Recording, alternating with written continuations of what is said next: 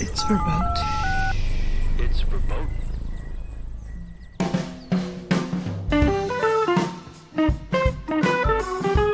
Welcome to Laying Down the Law, one of the top 100 law and improv comedy podcasts in the Ukraine.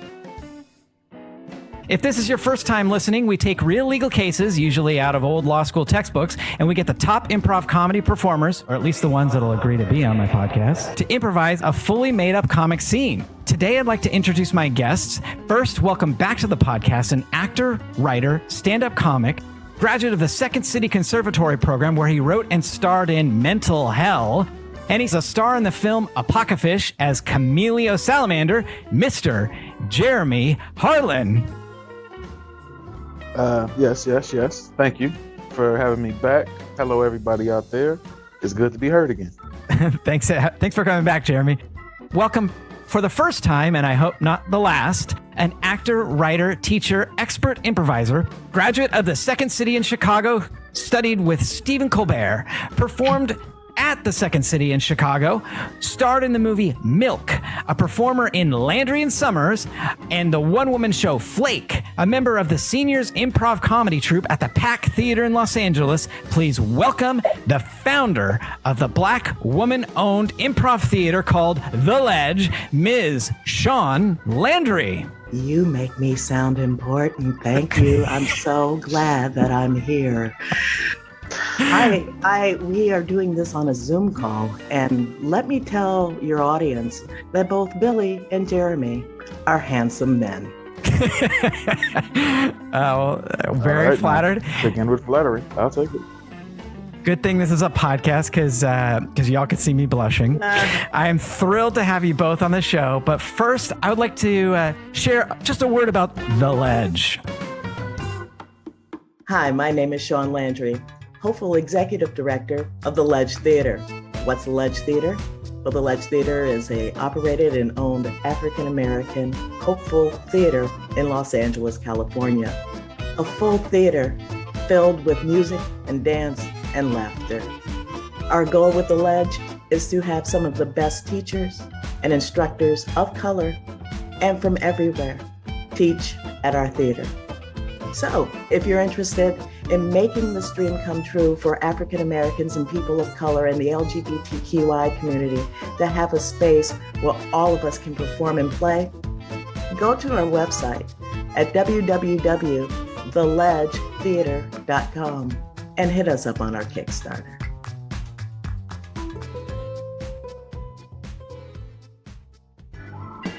All right, thank you so much. Let's get into it. This week's case is from the law of personal injury called torts. It's a case from Chicago because both of my guests today are from Chicago. Both of us from the South Side. South side all day. South Side all day. The case is called Largosa versus Ford Motor Company, and it deals with the liability for people who own property or conduct activities close to the highway. The facts of the case are pretty interesting. The plaintiff and her husband were driving northbound on Interstate 294 and were cut off by an unknown vehicle whose driver was looking at bungee jumpers adjacent to and over Interstate Highway 294, which caused the plaintiff to turn suddenly to avoid a collision with the unknown vehicle. They then hit the center divide and were injured. And they alleged that Arizona Bungee, which was the owner of the bungee company, engaged in careless and negligent acts by operating a bungee jumping business in close proximity to a busy highway with no warning to the public. And that was the cause of the plaintiff's injuries. Now. Okay. Wait. Let me just sort this conundrum out. Mm-hmm. Okay. First off, the people who were in the car we're not suing the people who were blocking it, but the actual bungee jumping company. Am I correct on this? That's correct. They don't know who cut them off, actually. So they sued the bungee company. Yeah. Wow. Okay. As much as I think that bungee jumping is the most ridiculous sport known on the face of the planet outside of, I don't know, I'm sorry. People hanging upside down. I'm sorry. I'm just like, I mean, I know it's risk thrilling and all the rest. I'd rather jump out of a plane before I hang from an honest thread bouncing up and down. It makes zero sense. As dumb as I think that is, personally, it's just as silly to go and sue somebody who is in proximity to the people who got hit. And it makes, and where the logic, I don't, what? Yeah, we may disagree on the thrill of bungee jumping, but you can't sue the company because that's like suing the company for making red shirts because somebody walks down the street with a red shirt and you're distracted and you crash. Right. Like, what distracts you is on you and the person who distracted you, not the company who made the product that distracted you.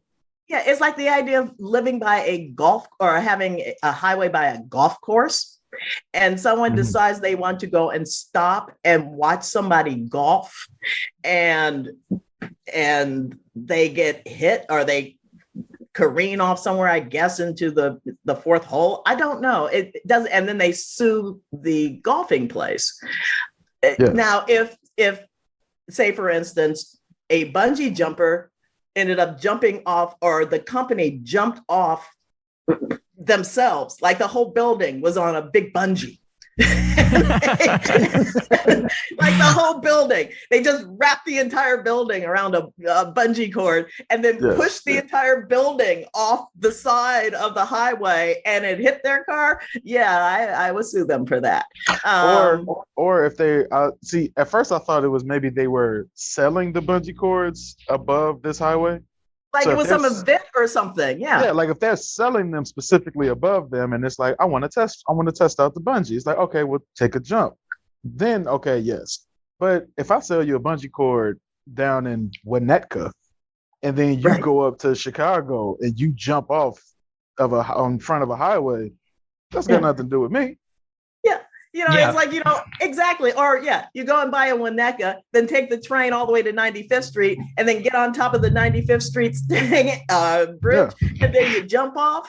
Then that person that person who's jumping off should be sued and not the actual company, as much as we can agree to disagree about the validity of fucking bungee jumping. It's a thrill. Now, I haven't jumped out of a plane yet. I am going to. But that's the thing. I would love to do that. That sounds like fun. That sounds like we're in agreement with that. But not. I don't want to hang off no string. I don't want to hang off no string off a bridge. The string only comes into play once you stop. The thrill is your adrenaline hits such a high frequency, you don't realize that string is around you. It's like you're just like free falling. I know. It's like, wow. And then your heart is going. Then you stop and it's like boing, boing. You're like, you're an instant yo-yo. You're a human yo-yo. It's like, I don't want to be a walking the dog yo-yo. Hey, look, Shaun's walking the dog. Me crawling across the floor and then me coming back up and then me crawling. That's walking the human dog. Does it make any difference that the bungee cord was attached to a crane over a swimming pool, and so they were headed towards a swimming pool? Does that change your opinion of the case at all? Okay, no, it doesn't, because in that same theory, you can then sue the construction company for leaving the crane in proximity to somewhere I can be distracted. Because if they don't have access to the crane, then they can't dangle themselves off the crane to distract you. So where do we stop? Do we sue the construction company? Do we sue the bungee company? Well, you have cut to the chase in this case, because you both basically said exactly what the court said in this case. There we go. It's like, now can I do the CSI thing? Yeah, exactly. Boink, boink, boink, boink. Yeah. Chung chung. Dunk, dunk. There you go.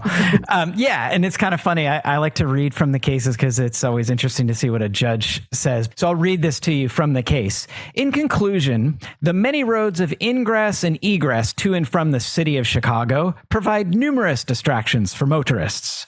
Planes approaching and departing both O'Hare and Midway airports barely fly above motorists as part of a prearranged flight plan. During the baseball season, motorists on the Dan Ryan Expressway may suddenly hear and see bright and loud fireworks when a member of the Chicago White Sox hits a home run. Which back in the day was seldomly. Yeah, no, this is the early 90s, and there's a parenthetical, however rare this occurrence may be. See, I told you. That's a Cook County judge for you. Even the judges are dunking on the White Sox, right? Yeah, and you can dunk on the Cubs. You can dunk on all the baseball teams back in the 90s. Yeah. You know, it's like we were called the Cubs were called, what were they called? Lovable Jeremy? losers. The lovable losers. I'm like, yeah. come on. Lakeshore Drive offers numerous distractions to drivers. People in the parks and on paths off the road fly colorful kites, play golf, roller skate, sunbathe, and participate in endless other potentially distracting activities. Like trying to catch the nasty fish that are in the lake. Right. Furthermore, all streets and highways present a constant barrage of colorful and creative advertisements to passing cars that could possibly shock and or distract a passing motorist. There's an endless number of potential distractions lining our roads, some expected and some unexpected. And then they go on, they quote a case from California that's the same, that says, in the California case, motorists are routinely exposed to a melange of off-road distractions, which may include sporting events, low-flying aircraft, billboards, Christmas displays, rock concerts, brush fires, or unusually or scantily attired pedestrians. Or the guys who walk in the middle of the street in K-Town thinking that is the actual sidewalk. Well, yeah, there's that too. Yes. Travelers who, in the manner of Homer's ancient Argonauts, must sail past sirens are obliged to exercise reasonable care in the navigation of their craft and resist being seduced by sights and sounds. The end, you get no money. Okay, so I get what you were saying. I don't understand what you just said in that last little section. I'll read it. It's a lot of words. Yeah, that I was like, it was a lot of words that happened. The last sentence. Okay, yeah, the last sentence is it's a reference to the Odyssey. So he says, travelers who, in the manner of Homer's ancient Argonauts. So that's Jason and the Argonauts. Jason and the Argonauts, which is excuse me, look at the big nerd brain on Brad. Here I am. You know, Jason and the Argonauts is one of the first animated, actually, past claymation movies that happens. And I'm trying to remember the name of the actual animator who did it, but for all purposes, it's like a lot of skeletons fighting, and it's stop animation. And okay, all right. It's actually kind of cool. One of the originals, which made a lot of, actually, I hate, God, I'm such a nerd. I just ended up watching the animator who did Jason and the Argonauts talk about doing Jurassic Park. So literally all they wanted to, the person who did Jason and the Argonauts was one of the main leads of pretty much all of Jurassic Park, and making it look more realistic in Jurassic Park.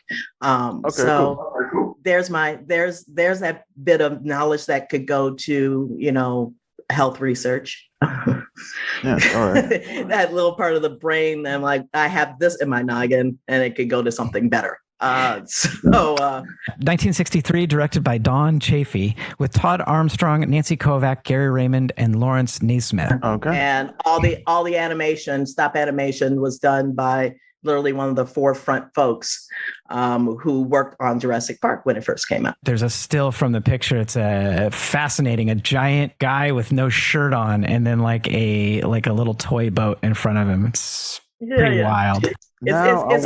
It's a great stoner movie. Yeah, so the idea being they have to sail past the sirens, right? The sirens are the mermaids, and they sang. There's a reference to siren. They would be beautiful, and they would sing, and the sailors would crash into the rocks and then die. Mm-hmm. So that's the references that the courts of California are making. Of course. because the courts of California has to throw in a movie reference to make sure that they still live in Hollywood. Yeah, exactly. Yes. Now I want to push back on them throwing in the California court only Mhm. because California drivers are horrible. Like Chicago drivers know no matter what's going on, you go to your destination. Let's keep driving. California stops for everything. If there's an accident, if somebody's getting arrested, if there's a person, they stop and they have to stare. And I go, if I get up here to where this conjunction is, there better not be just something to look at. And it always is. Well, in the California case, it was a high school football game in Lompoc. At least in Chicago, it was people bungee jumping over a swimming pool. Yeah. See, come on now. What is that? Yeah, right. Wait, hold on. I'm sorry. Shouldn't that shit be reversed? Because it seems to me that bungee jumping will be much more applicable here in California than in Illinois. Or as some people would say, Illinois, which I want to hurt them. I hate when they do Illinois, right? Hell no. That S is silent forever and always. Forever and always, and still people use the S. But Illinois, it should be reversed, like a football game in Chicago, outside of Chicago, and then the bungee jumping in California. But yeah, I agree with you on having, because it's a whole different, you're talking about, first off, thousands of miles away, different kind of culture, different kind of vibe. And it's very interesting that they use that instead of a million other places. New York would be more comparable, to that kind of scenario. But he just wanted to go and he wanted to do some Hollywood stuff. Well, he wanted to say some Hollywood stuff. He also was a big nerd who probably loved Jason and the Argonauts. The plaintiffs in this case, the Largosa family, were basically trying to make the point that a bungee cord jumper is not something you'd ever expect to see next to the highway. But unlike California, where you could expect to see a football game, and the court basically smacks them down and says, it doesn't matter what you see, whether it's, somebody, dressed up in a funny costume, or whether you see a football game or whatever, it's your responsibility as a driver of the car to not crash. Yeah. The object is to look ahead of you and towards the traffic, not up. It's like me driving it back to a California reference. Every once in a while, I'll drive down, the 101 or actually specifically the 101. And I'll look up and see mountains and trees. And I go, God damn, I forget how beautiful this town can be. And then I realize, what the fuck am I doing? I need to start looking at the road again. So it's that kind of thing. The thing is, hands, what is that? 3, 5, and 3, 10 and 2, 10 and 2, or 3 and 9 is now. 3 and 9, 10 and 2, and I'm sitting here going, that's your focus when you're driving. Your focus when you're driving is to drive. Yeah, because if that's the case, I could get into an accident and say I was distracted by literally anything. Like the wall looked like it was a hole in the wall, like you said, the 101. Like it looked like a hole over there. So I got distracted. Or literally the car in front of me, I was reading their license plate and then I crashed into them. So they distracted me, which is why I crashed into them. I want to sue them for their license plate that says stolen on it, because it distracted me, because they decided to put on their license plate stolen. True story. Actually saw somebody with the license plate stolen. Which made me laugh, because that's just dang stupid and awesome. I want to know what's going through a cop's mind when they see that, because part of them has to go, are they just being funny, or are they literally poking me with it to like pull them over so that they can rub in their face, yep, license, registration, everything is legal, and then I just did a traffic stop for nothing? Or did they put that on there and it is stolen, but they're like, it's kind of like reverse psychology with the cops. Do I pull them over? I really enjoy that. Make them think. Make them think. And please pull me over. And obviously, I would not recommend that for African Americans. No. Because we get pulled over just having regular license plates. That's all I'm saying. But stolen is funny as hell. I was like, this is funny ass shit. I may have to pull them over. I may have to. But Ed, can you imagine the two cops sitting there? Oh, well, Officer Brown, I think we should pull them over. Well, I'm not really sure. I mean, are they fucking with us? Well, we will never know unless we try.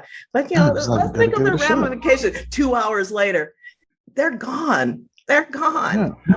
Well, and they're still sitting there contemplating. And they're contemplating their lives being a cop. Yeah. Wait. I'm sorry. I think we're ready for improv. Before we do, here's a word from our friend Dan at Assorted Goods. You ever wish you could learn just a bit more about the world, but have no idea where to start? Well, I know how you feel. And that's what the Assorted Goods podcast is here for. Join Dan, me, a bad student turned curious mind who's just trying to get a tiny bit smarter as he gets a little older. Every episode, I pick a big topic or idea, do a little research, see what I find, and then I pass it all along to you. It's a podcast for anyone who's too damn busy to do the research. That's what I'm here for. So stop by Assorted Goods, have a listen, and join me on my journey to figure out the world one story at a time. Find Assorted Goods wherever you get your podcast, and I'll see you there. Officer Williams, I don't know. It says stolen, but it has the date on it. I don't know if they would have the date on it, right? It says 2021 on it, but it says stolen. First off, you can always call me Clara, not by my full official officer name. Because it's okay. It's okay. Secondly, you don't mind if I call you Brad, do you? I mean, I would like to keep this professional, Clara, but if you insist. Brad, it's beyond that at this point. Okay, all right. You know that, Brad. That one night after that, let's just remember what we've done. It was a lot of Jameson. It was a lot of Jameson. Of Jameson. So anyway, you're thinking too hard on this, Brad. You always have. You think too. Remember the last car we saw that said Pops? Yeah. And you went on for about 2 hours wondering if he was a father or if he liked soda or if you went on for quite a bit there. Well, because I'm not from LA. I'm from the Midwest. We call it so pop. am I. Pop or soda. And it's just like and then he could have been a grandfather. He could have been it's just all of these license plates, these personal license plates. They just weigh on my soul, Clara. They weigh on my soul. Darling, you just have to, and I'm sorry for calling you darling because, too much Jameson. You know what triggers me. You know what triggers me to that night. I know. It'll never be again. I understand. Listen, you have to stop overthinking these license plates because, as they're zooming off, the regular license plate people who have committed actual murders and crimes are getting away from us. And it's making the department look really bad, specifically for us. Excuse me. Sir, I would like to know why you rejected my license plate application just because it says murderer. I don't understand why that's been rejected. Well, we have a few officers who sit very, very hard and they contemplate life when it comes to these personalized license plates. And murderer is a little bit over the edge. We feel that he would let you just get away with everything while he contemplated whether you were a murderer or whether you were specifically just screwing with him. Well, my last name is Murderer. John Murderer. And so, I've dealt with this my whole life. First of all, sir, it has to be 7 digits and you've got 8 just in there by itself. So right there, you're disqualified. Right there, you're disqualified, sir. You can come up with we can do murder 1, we can do murder 2, but murderer, that's pushing it. Daddy, Daddy,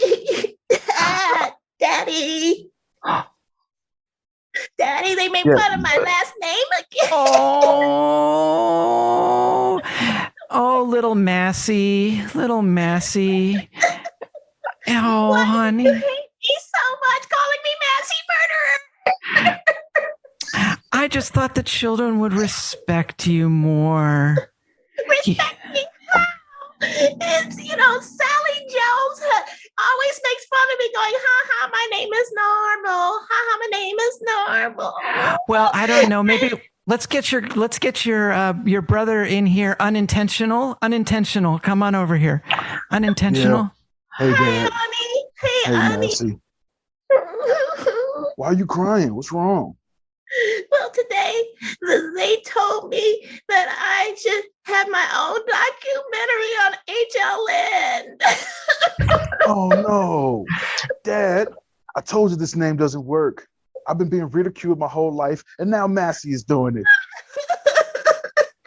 When I turn 18, I'm changing my last name, Dad. I just have to. I'm so sorry, Uni. I'm so sorry, Uni. I know I'm only 7, but I have a burning question on why you would name us these names. Well, Didn't you know? Was it a joke? Darling, you know I love you so much, and you know, and your cousin first degree and your other cousin second degree, they seem to have adjusted. And I don't know. I guess I'm just a terrible father. You're not a terrible father. No, I am. You're a good dad. You're just horrible with names. I know. No, really, I'm a narcissist. I'm so sorry. I love that first name. I would love instead to be narcissist murderer. Well, let's, I think we could do that. What if we, narcissistic Massey murderer? You got to get rid of the Massey, Dad. You have to. When Grandpa Cereal started the 6th edition, and now all of you have just kept it going. Yes. I was wondering exactly why I was pulled over. Go ahead, partner. All right. Well, ma'am. Yes. We saw your license plate, and we also saw smoking. You saw smoking. We saw smoking, and I had to pull you over because I didn't know if it was a call, like for help, or if you were stating that you were hot, or if you speed with the car. Like, my curiosity played on me too much. I had to pull you over and see what the deal is. Well, if that's the case, then I'm more than happy to tell you the story behind my license plate if you want to hear it. Please do. Please do. Let's set up some cones so no one just bothers us over here on the side of the road. Yes. Right. There they go. Please tell me the story. Well, back in 1984, my father ended up getting cancer. And he said to me on his deathbed, "Baby doll, don't smoke. Whatever you do, don't smoke." And I said, "Of course I won't, but there has to be a way to go and tell other people not to smoke." And I said, "I have an idea, Dad. For your death wish, I'm going to put on something that will travel around so the world can see the word smoking." Yeah. Well, I get to the DMV and smoking had already been taken. Oh, no. So they gave me smoking. Cut off the G. They cut off the G. So, I've been going for the last couple of decades just saying, "Oh, yeah, I'm smoking hot." But in actuality, it's for my dead father. Oh, my goodness. So we'll just mark on the ticket, it's neither literal nor metaphorical. We'll just write in public service announcement. Yes, I am a driving PSA. Honey? Yes, baby. We got another ticket in the mail. Okie dokie then. This is the 5th one this month. I know. I forgot to tell you again. do you think that your license plate is having an adverse effect? Because it doesn't say no smoking. It just says smoking, which is causing people to actually think about starting to smoke. Well, there's always different people and different ideas. Okie dokie then. Everybody comes from different places, and I'm just hoping. I just wanted to do it for my dead father. God damn it. Look. I understand you. Look, James was a great guy. I understand, sweetie, but He was beyond great. He was look, literally outside of you, my only one. You are second in my life outside of my dad. you know how much it makes me uncomfortable when you phrase it that way. It's not. Oh, come on. Oh, come on. That's weird. Oh my God, you went there? See, that's Yes, the I mean, I problem. had to. That's the problem. No, Outside the of problem. the fact that I don't tell you about parking tickets, The you problem make is everything really weird. No. the problem is I had to pay 5 parking tickets, 5 pit tickets every month because you want to be smoking. It has the wrong effect. It has the wrong effect. People are starting to smoke because they see it. Why don't you get that, sweetheart? Well, then what do you want me to do? Change my license plate to cancer? No smoke. I told you, just no smoke. 7 letters. It works. All right, fine. Sure. Really? I'm tired of arguing. That's why I'm doing it. I'm Oh, my tired of goodness. arguing. I'm sorry, ma'am. The license plate cancer has already been taken. You're going to have to find another license plate. Can you just do CANCE? Also taken. We can do Really? we can do Really? KA. Someone took that one? We- Can you do can? Could do KAQRT. That doesn't even make a word. Canker.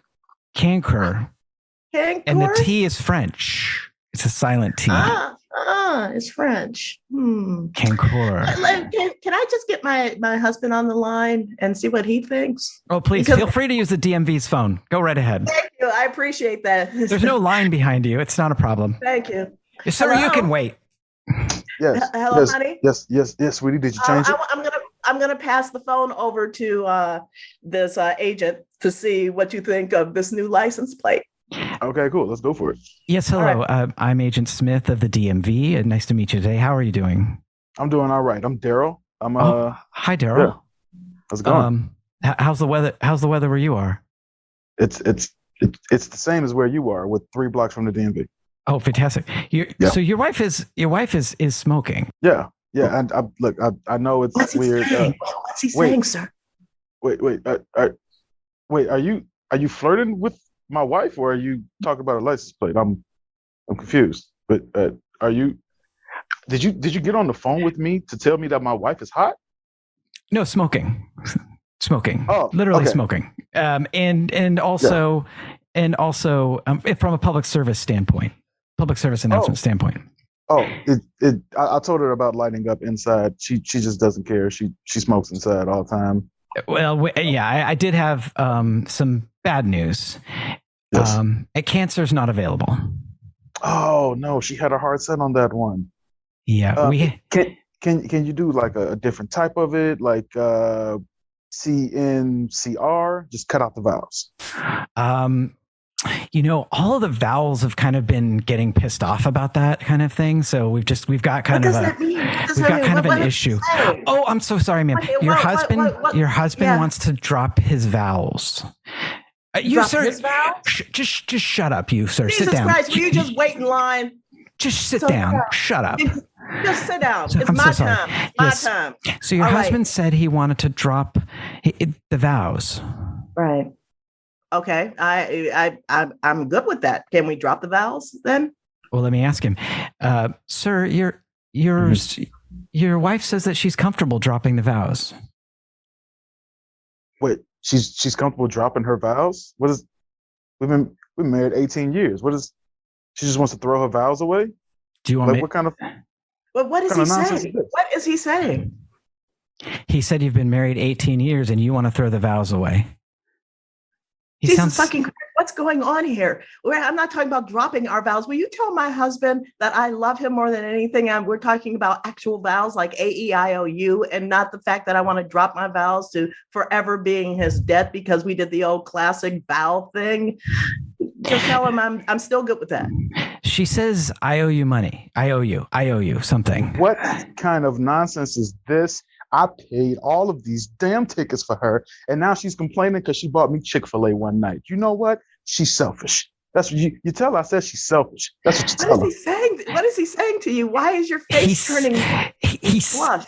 says something about shellfish. Something about Oh no, shellfish. is he talking about the last time I made him lobster and steak? Because I know he's allergic and I didn't know that until I served it to him. For the love of all that is holy, will you tell him that I just love him? Just say, I love you. Sir, I love you. Oh my goodness, Agent Smith, it's just so sudden. Well, apparently my marriage is over, and I'm into a little bit of experimenting. Let's we can see where this goes, Agent Smith. What do you say? Yeah, so we've been sitting here for the last 3 hours. Love, I know you hate when I say that to you.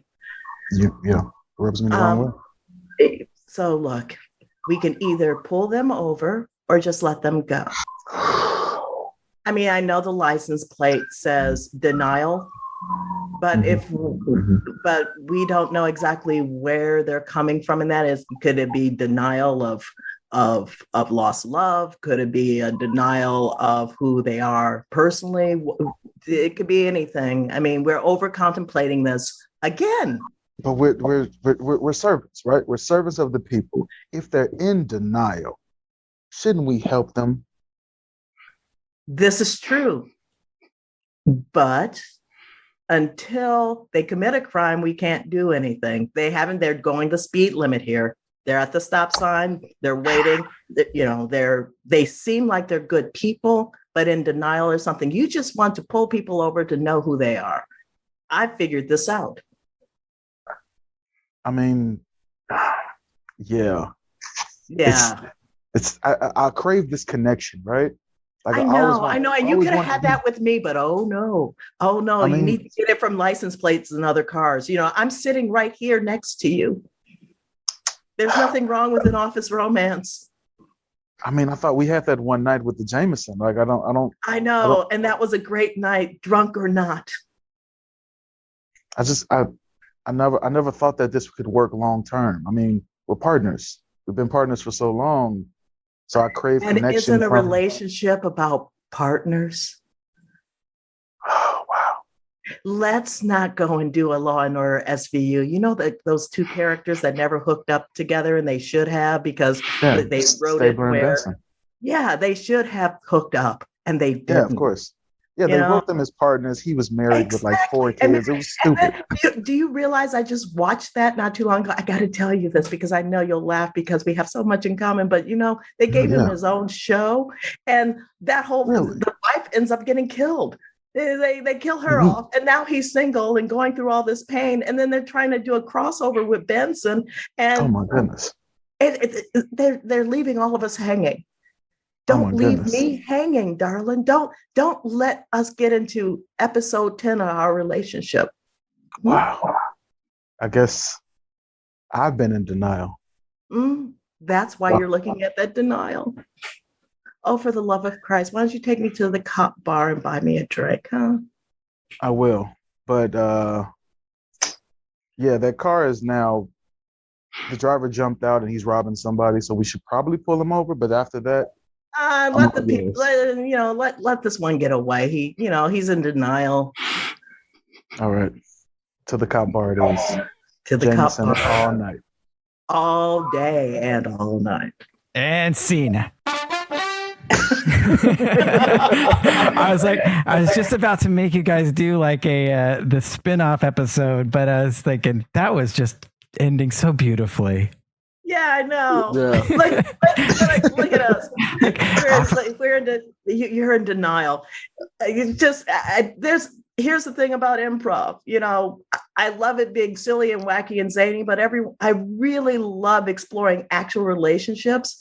When it's real. And I live by this. Sometimes an awe is better than a laugh. Like, we have a tendency in improv to be such goddamn snark monsters. Oh, we so snarky. We so edgy. Just one nice scene. Just one nice scene. I want to see these. We want a satisfying conclusion. We want to see these two officers, get together after a night of Jameson's. We want to see this. I also love that you tied in. I absolutely hated the fact that Benson and Stabler never got together. Right? Oh my Like, God. him and his wife were going through problems like midway through the run. So I was like, okay, cool. They get a divorce. He'll spend a season alone, and then him and Benson together, and it just never happens. And then he It never leaves. happened. Yeah. Absolutely unsatisfying. Yes. Absolutely goddamn unsatisfying. So And we even couldn't. more so now, it's like I'm holding on to some hope that these two are going to get together. No, because Mariska's doing it. And I'm almost positive. She's like, no, we'll just keep them hanging like we have for the last 20 something years.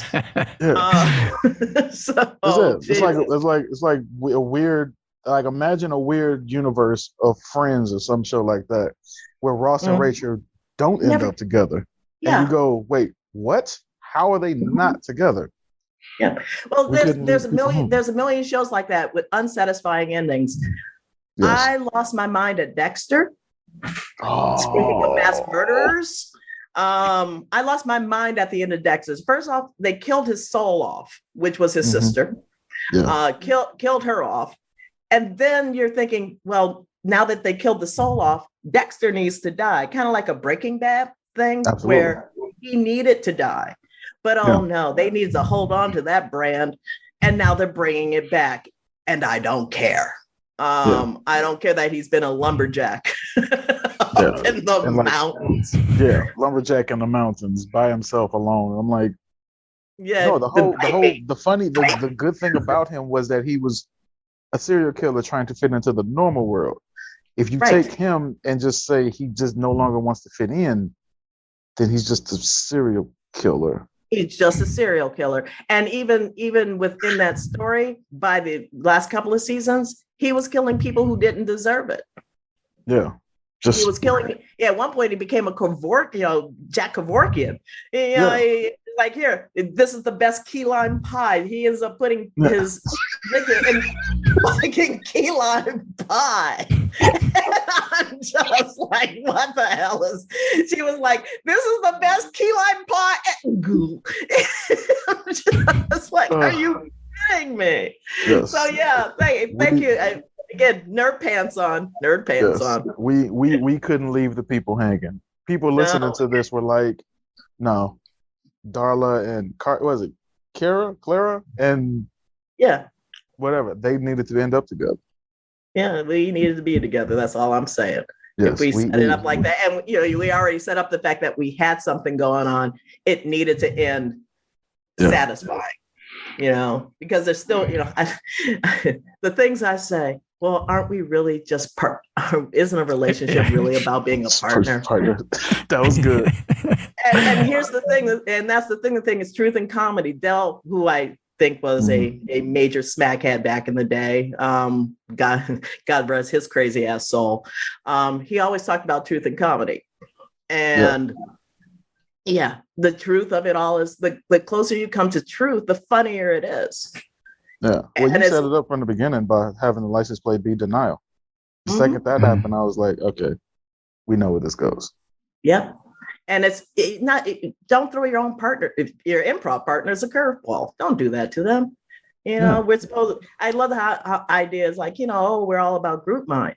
It's like, we know where this is going to go. Why throw a curve? Let's go and, play with that. And I'll follow you and you follow me and Billy follows us and I follow Billy. And I love our telephone game.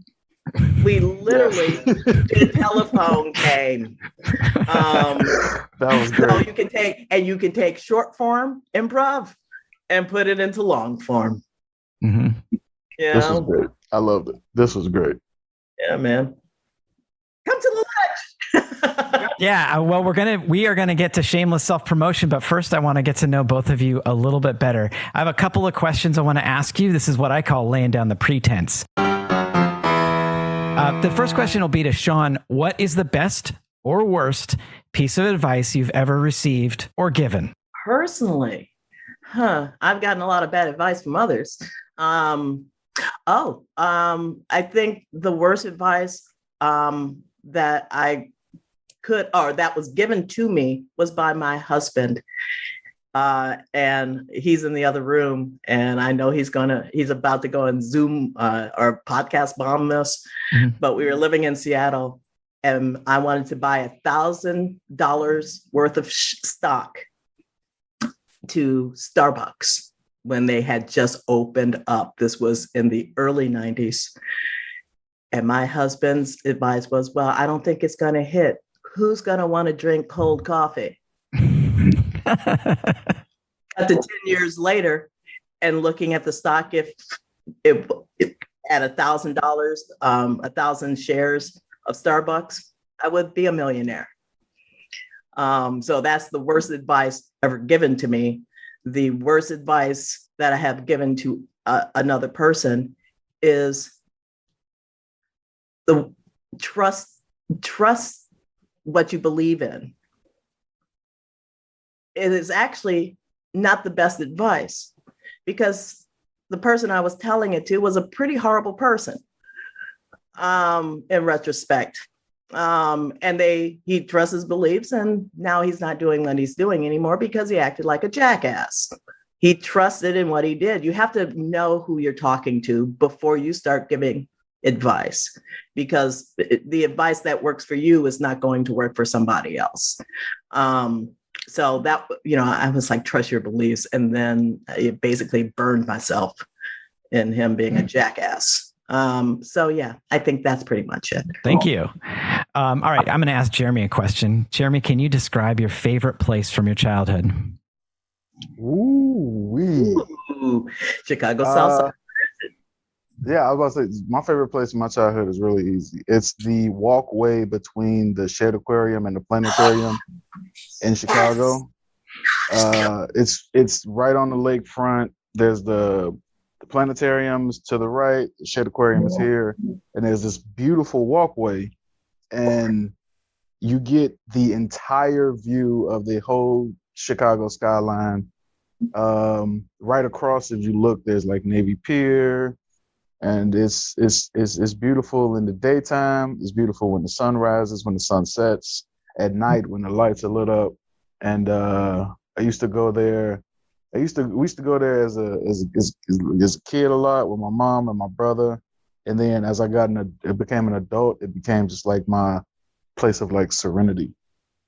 So it stayed with me for pretty much my whole life. Whenever I go back home, it's one of the first places I go to. Because I'm from Chicago, may I just add that area? Because it is gorgeous in that walkway. It's gorgeous. Mm-hmm. And then you walk over to the point.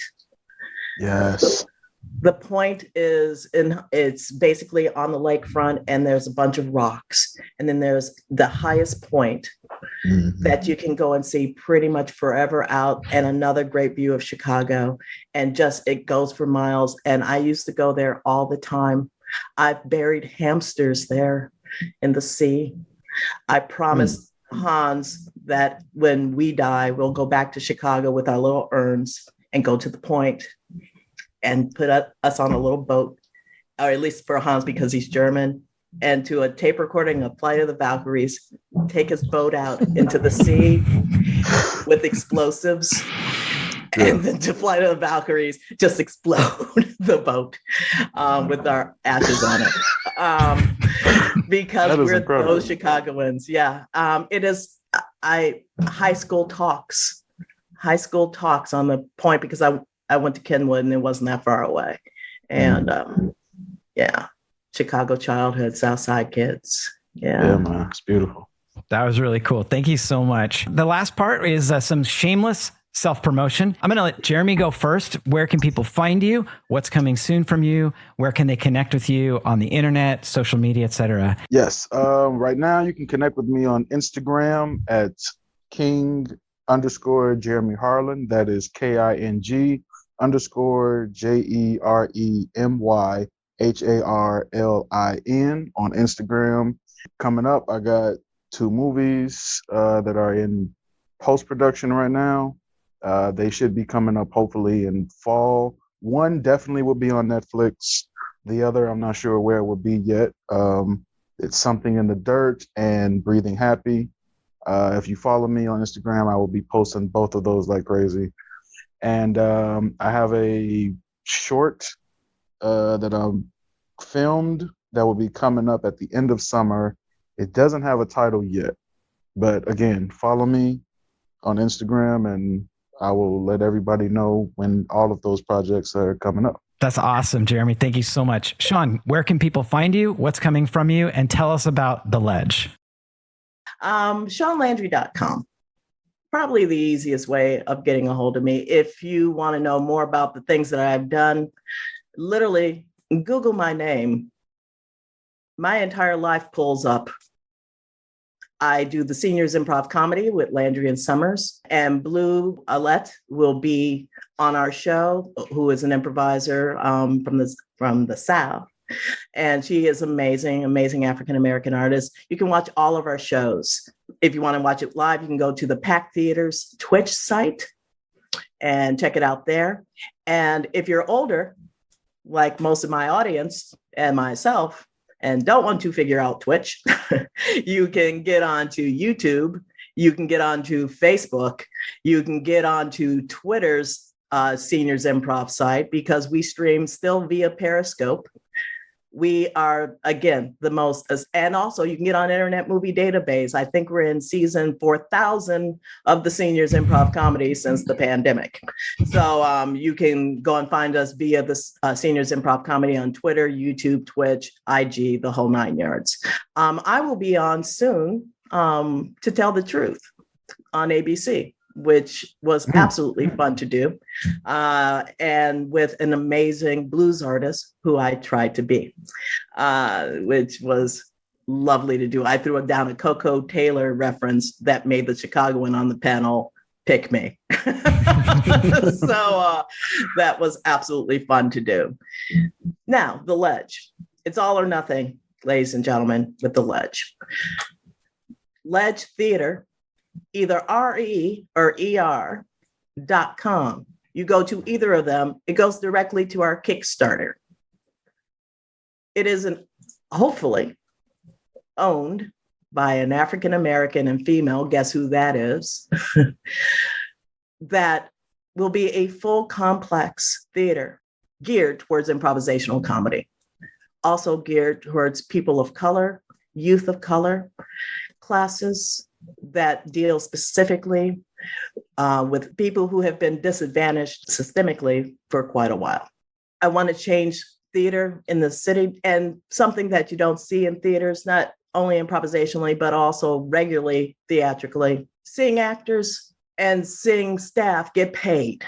I want a theater with a payroll, a theater with healthcare, a theater that is fully nonprofit, 501c3, driven by the community. That's what I'm shooting for. That's what I'm hoping for. Right now, we're at 17,000 of 100,000. So if you can get on to ledgetheater.com, it goes directly to our Kickstarter. The more you give, the more hopeful will not be hopeful. It'll be real. The end. Thank you so much, Shaun.